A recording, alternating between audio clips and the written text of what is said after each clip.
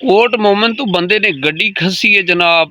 बंदा फायर भी लगे ने बंदे नू, और बंदे ने ना उत्थों गड्डी लैके नसे है जनाब। बेरा इंटरचेंज ते आया, फिर बेरा इंटरचेंज तो वो जनाब झावरियाँ आया, और ये झावरियाँ तो आके ना तकरीबन ये सहीवाल रोड जड़ा है ना थोड़ा अगे आके जनाब ये एक पिंड नू वड़िया जनाब। पिंड का नाम सी शेखाला। तो इदा लत्त दे विचों खून रिसिया सी। इन्हें जाके जनाब एक बंदे नू पुछया, दुकानदार सी, छोटी जी परचून की दुकान है सी, कि यार ना मेरे ना तबीयत खराब है तो मैं दवाई लैनी है, कोई इत्थे कोई डॉक्टर है या नहीं। उस बंदे ने कहा यार तू थोड़ा अगे जा तो इत्थे ये डॉक्टर तुहानू मिल जाएगा जनाब। वो बजाए जिदे उसने एड्रैस दस्या उदे जान की बजाए पिछे नू गया। तो रात का टाइम सी, तकरीबन 7-8 का टाइम है सी जनाब। बंदे ने आवाज़ दी कि भाई तू वापस क्यों जा रहा, इधर डॉक्टर साहब तेन मिल जाएंगे।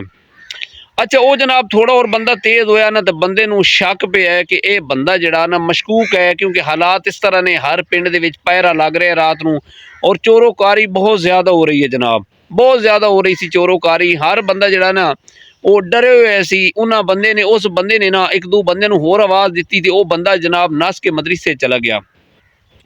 ਉਹਦੇ ਕੋਲ जनाब पिस्टल है सी जनाब। तो उन्हें ना जनाब धमकी दी कि कोई बंदा कोई मेरे नेड़े आया ना तो मैं उन्हें फायर कर देना जी।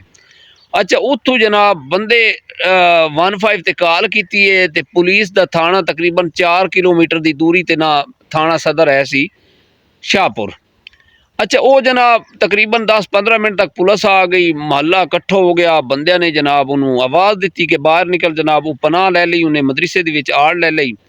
तो वो जनाब ना हुण बाहर नहीं आ रहा। तो फिर जनाब SHO साहब जड़ा शाहपुर सदर थाना है उदा SHO साहब ने आवाज़ दी कि बाहर आ, नहीं तो असीं तैनूं फायर कर देंगे। अच्छा वो जनाब उन्हें आख्या कि मैनू कुछ ना कहो, मैं बाहर आना जनाब।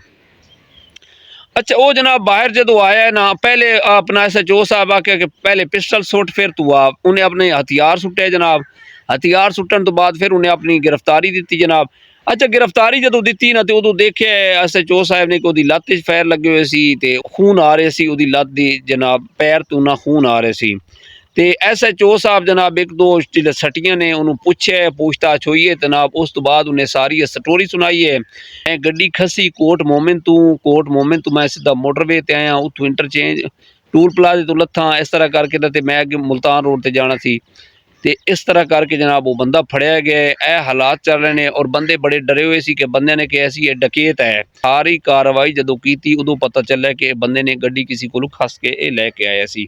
हालात बड़े टफ चल रहे हैं पिंडा दे विच। आए दिन कोई ना कोई डकैती, कोई ना कोई वारदात हो रही है। अल्लाह ताला अपने हिफ्सो अमान ही रखे हर बंदे नूं।